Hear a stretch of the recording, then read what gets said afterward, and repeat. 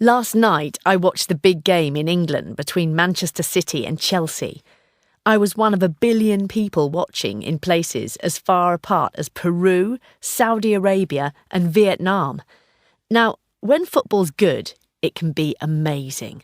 But when it's bad, it can be awful. And this game was maybe the most boring game I've ever seen. It was a 0-0 draw, and almost nothing happened for the whole 90 minutes. Honestly, it was terrible. Football's the most popular sport in the world, but it's hard to understand why when you watch a game like that. Knowing that the players earn millions a year just makes it worse. So why do we watch when there are plenty of alternatives? The Olympics features around 30 sports. Other countries have different national sports such as cricket, and new sports are being created all the time. Maybe the main reason is because football is the simplest game to play. The basic rules are among the easiest to grasp of any sport. In contrast, does anyone really understand the rules of cricket? In addition, football doesn't require expensive equipment. In fact, you need hardly any gear at all. And on top of that, you need no real skill to play. Who can't kick a ball? So nearly everyone has played at least once in their life. And of course, once you've played a sport, you appreciate it more. Finally, football's different every game. Last night's game was boring, but next time Chelsea might win 5-4 with a goal in the last minute. You just never know.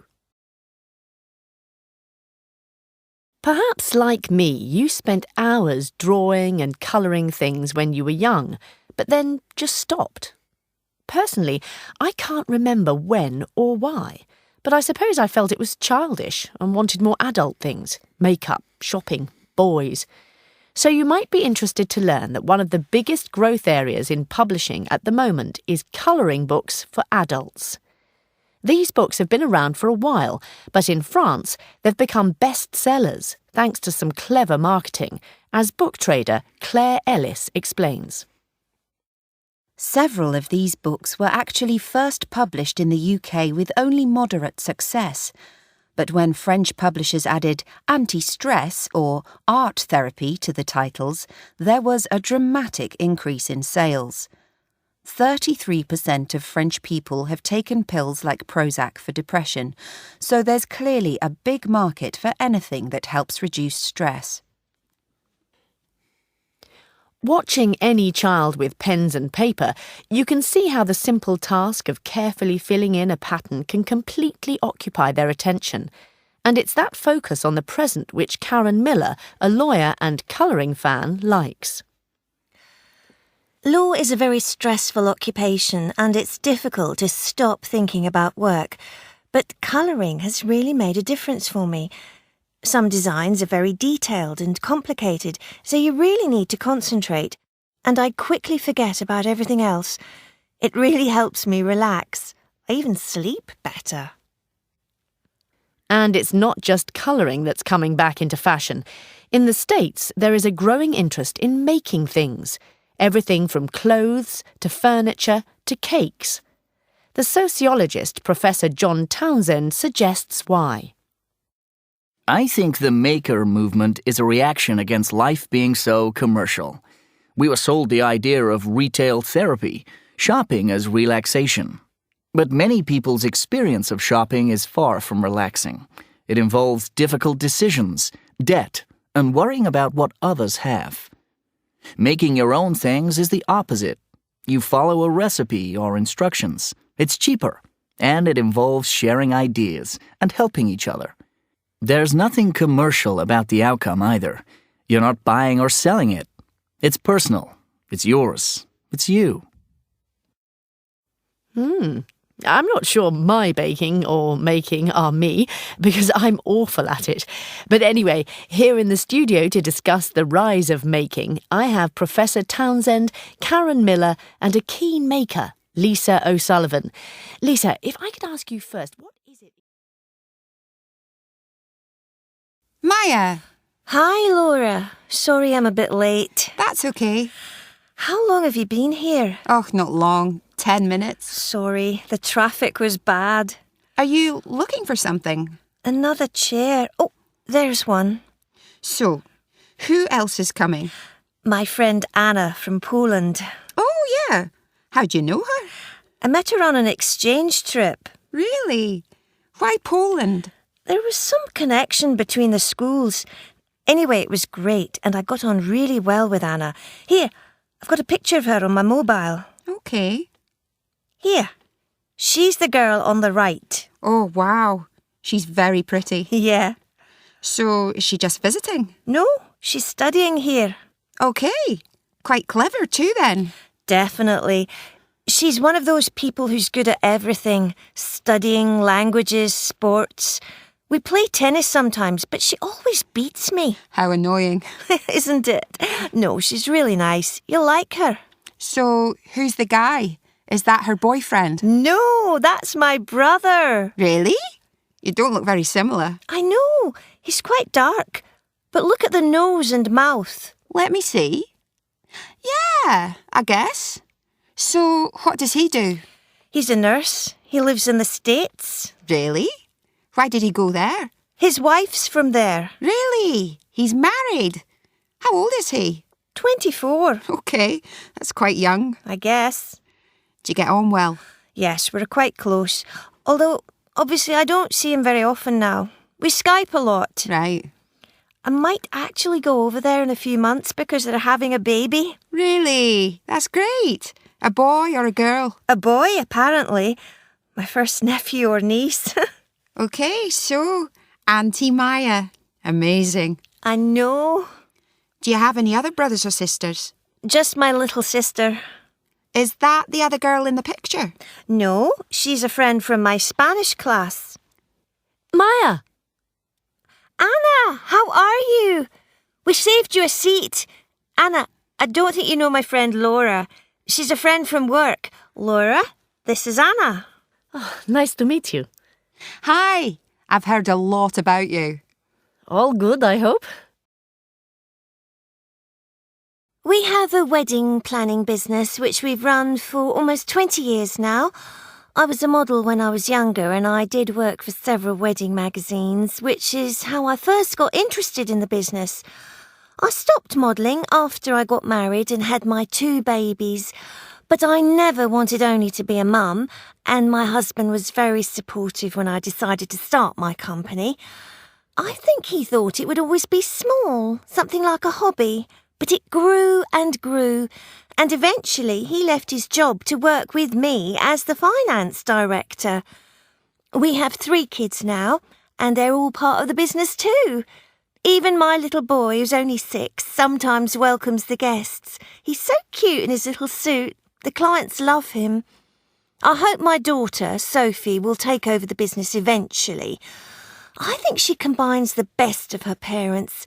She and I are both very determined. She doesn't stop until she succeeds at something.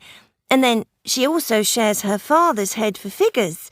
They're both very good at negotiating prices, whereas I think maybe my son, Jerome, is a bit too soft. He loves fashion and design, but I don't think he has the business skills. We'll see. Yeah, the wedding business. It's okay. I guess it's nice to do things together as a family. It means we're pretty close, I guess. And of course, we have nice things from the success. But it is work, and Mum can be quite strict sometimes. My mum sometimes says things like, "When you take over the business, blah, blah, blah," or "When I retire, you need to know blah, blah, blah." But I actually don't want to run the business. None of us do. Well, I guess Ben might, but he's only 6. I want to make a difference in the world. I want to become a scientist, discover things. Did she say I wasn't interested? I suppose I've never really said anything to her when we've talked, because she gets so kind of angry about it. It's easier just to agree. She's like my mum. They're very strong characters. Neither of them take no for an answer. Me and Dad, we're more the calm, quiet types. Anyway, I love the business. I like the fashion and design aspect, but also you meet people. You make this amazing special day for them. It's so happy and romantic. And you can make money from it. What's not to like? Of course I'd like to run the company. Where are you from? Italy. Oh, nice. Which part? Treviso. Oh, where's that? It's a small city in the northeast. It's about 40 kilometers from Venice. So, say that's Venice, okay? Well, Treviso is just here, to the north. Oh, okay. So what's it like? It's great. The centre's very old, with some beautiful old buildings, but the city's also quite modern. You know Benetton? The clothes? Yes. Well, Benetton's are based in Treviso. Oh, wow. Okay. So where do you live? In the centre? Not exactly, but everything is quite near. It's small, only 80,000 people, and it's easy to get round. I live near the river, and you can walk along the banks, which is nice. There's a nice park, too. So, where are you from, Chuck? Texas. Whereabouts? I doubt you'll know it. It's a little town called Harlingen. It's right in the south by the Mexican border. Yeah, I know it. In fact, I've been there. I have a friend who lives in Port Isabel. Port Isabel. Wow, that's real close. So what did you think of Harlingen? Yeah, it was lovely. I mean, it's a bit quiet, but for a holiday, it was great. When were you there? What time of year? February, but the climate's lovely. It's so warm. We went to the beach quite a lot. Sure. And we took a boat along the coast a couple of times and went fishing. Did you catch anything? Not much, but it was just nice to be on the sea. So what's your friend called? Harry Dancy? You're kidding me. Skip Dancy? I went to high school with him. No, really? What a small world. Where are you from? Oman. Oh, okay, Oman. I'm really sorry, but where is that exactly? My geography isn't very good. It's in the Middle East, on the Indian Ocean. So imagine you've got Saudi Arabia here, and then the UAE, the United Arab Emirates, is up here, and Oman goes down here to the right. Oh, okay. I think I know where you mean. And where do you live? In the capital, Muscat, in the north of the country. Oh, okay. And what's it like? Is it a big city? Yes, quite big. It's about 1 million people, and it spreads along the coast. Oh, sounds nice. It is. It's beautiful because you have the sea and the mountains behind. And it's a very exciting place because lots of people from different countries live there and, there's lots to do there. Hi there, Maxim. Come in. Oliver, good to meet you finally. This is my wife, Isabel. Welcome. Nice to meet you. How was your journey? Okay, but very long. Oh, I can imagine. Anyway, you're here now. Do you want me to take your coat? Oh, yes, thank you. You can just leave your bag and things over there for now. Okay, is it okay if I take my shoes off? Sure, go ahead. You don't have to, though. I've brought some, what do you call them? House shoes. I'll find them. Oh, sure, slippers. Oliver, I also bought you this. It's a traditional knife from Uzbekistan. It's called a pichok. And Mrs. Isabel, this is a special hat, very traditional in my country. Gosh, thank you. And your son? He's sleeping. How did you get this through security? Oh, it's not hand luggage. Of course. Ow! Wow, it's sharp. Yes. I think I've cut myself. Oh, yes. So sorry. No, don't be silly. It's amazing, thanks. Would you like a cup of tea or something to eat, Maxim? No, thank you. I'm fine. Maybe just some water. Sure. Come through to the kitchen. Thanks. Are you sure you're not hungry? No, really. I ate on the plane, but, do you mind if I smoke? Well, actually, I'd rather you didn't inside. Isabel goes outside. To be honest, it's better. It means I smoke less. I'm trying to give up. Of course, no problem. I'll go now if you don't mind. You can go in the garden if you like. The door's here. Okay, great. Do you mind if I open the window? No, of course not. It is quite hot, isn't it? Do you mind if I use your computer? No, of course not. 1 minute, I'll just log off. Do you mind if I borrow your phone for a minute? Actually, I'd rather you didn't. I don't have much credit. Is it okay if I leave class early today?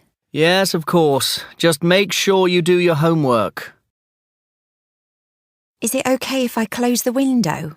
Yes, of course. It is quite cold, isn't it? Is it okay if I leave these papers here? I'd rather you didn't. I'm trying to tidy up.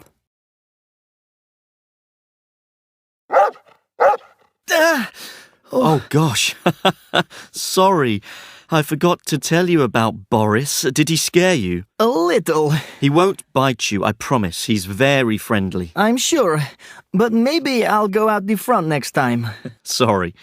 Let me show you around the house. Okay, yes. Thanks. So, you've seen the garden, and obviously this is the kitchen. Please help yourself to food. Could I use the washing machine while I'm here? Oh, I'll do it for you if you like. Oh, really? Are you sure? Absolutely. Thanks. So, this is the living room. You're welcome to watch TV, although you'll probably have to watch repeats of The Big Bang Theory, as that's all my son Theo seems to watch, or play video games. Oh, right. Like my little brother. And here? Oh, that's Oliver's study, but we won't go in there. It's a mess. So, come up the stairs. The toilet's in here. It's a bit, funny. Look, you need to press quick for the water, like this. Oh, right. Okay. Quickly. This is the bathroom. We just have a shower. It was actually installed last month. Very nice. Do I use this? Yes, there's only one bathroom. We share it. Oh, okay. So, is it okay if I have a shower in the morning? Of course. I'll get you some towels in a moment. Just go in if it's free. There's a lock on the door. OK, this door is our room, and that's Theo's. How old is he? 16. Oh, yes? Like my baby brother. He'll remind me of home. I hope not. He's very messy too. Oh, really? No, I think my brother is quite tidy. My mother is very strict with him. Yes, maybe I'm too soft. Oh, no, I didn't mean... I'm sure you're a very good mother. I try. So, this is your room. Oh, it's so lovely. So, you can use these drawers, and there's space in the wardrobe to hang some things. Okay. I think you'll be warm enough, but I can get you a blanket if you want. Oh, no, I'll be fine. It was -6 degrees in Tashkent this morning. -6? Wow. I'm sure you'll be okay then. So, how's school, Ollie? Your father told me you're doing well. It's okay, I suppose. Some bits are good. Yeah? What are your favourite subjects? Spanish and art. And history's okay as well. And what year are you in now? Year 11. So, how long have you got left? Well, if it all goes well, I'll have 2 more years. What are you going to do when you finish? Have you got any plans? Well, if I can save enough money between now and then, I'll try and take a year off. Dad doesn't want me to, though. No? No. He just wants me to stay in the system and go straight to university and study business or something and graduate and become just like him. Yeah, well, he's probably just worried about you. Yeah, right. Whatever. So what course are you doing, Pep? Pure maths. Wow. Okay, that sounds hard. Yeah, it can be, but I'm really enjoying it. To be honest, the most difficult thing for me is doing the whole degree in English. But my tutors are great. Everybody has been very helpful. What year are you in? My third, unfortunately. I've got my finals next April. Oh, okay. Well, good luck. Thanks. What are you going to do after you graduate? Any plans? Well, if I get the grades I want, I'll probably do a master's somewhere. Oh, okay. What in? The same subject? Maybe. I'm not sure. I'm thinking of maybe doing astrophysics, actually. Oh, right. Have you applied anywhere yet? No, I haven't. Actually, not yet. But I probably will in the next few weeks. So, did you go to university, Dania? Yes, I did. The Paul Cézanne University in Marseille is one of the oldest universities in France. Oh, okay. What did you study? International law. And did you enjoy it? Yes, up to a point, I suppose, but to be honest, it was quite theoretical. It wasn't very practical, and I think I've learned much more since I started working. I know what you mean. I left school at 16 and started working straight away. To begin with, I did lots of horrible jobs, but I learned a lot as well, and it made me hungry for success. I was running my own business by the time I was 22. I'm not sure many university graduates can say the same. You can't beat the University of Life, huh? So, how did you find school when you came here? A bit mixed. I made friends quickly. I knew a bit of Spanish and people were friendly, but I remember that to begin with, my brother just stood in the corner of the playground watching everyone play. It was sad. Oh, but he made friends in the end? Yeah. So, you spoke Spanish? A bit, but in class I couldn't understand very much. It was horrible. Did you have to do extra Spanish classes? Not really. There was another girl in the class who spoke English, so she translated a lot at the beginning. Then Mum and Dad helped me at home with my homework and, oh my gosh, we have to do so much here. Really? Yeah. I remember really crying about it when I first came because we didn't have to do much in primary in England, a bit of reading or something. Even now, my friends in England complain when they have to do 45 minutes in secondary school. But I often have 2 hours and sometimes study for tests on top of that. Okay, so class is different. Primary was. For some reason, I did the last year of primary here, although I'd already done it in England. Maybe it was because they have 5 years of secondary school in England, but there are only 4 here. Sorry, what was the question? A class is different. Oh, yeah. Basically, in primary in England, we had the same teacher all day, but here we changed teachers. I liked some, but some, like Don Miguel, were really boring. Sometimes we just had to copy from the book. We didn't use textbooks much in England, and we did more projects and arty things. Right. So, which do you prefer? It's difficult to say. Now I'm at Instituto. Instituto? Sorry, secondary school. We finish at 2 o'clock every day, and then we get almost 3 months off in the summer, whereas in England, my friends finish at 4 and they only get 6 weeks summer holiday. I chat to my friends in England still or read their updates on Facebook, and they say school is boring too, and they get stressed with exams and stuff. But then they have this thing here where if your teacher fails you in some subjects, you have to repeat the whole year. I don't like that stress.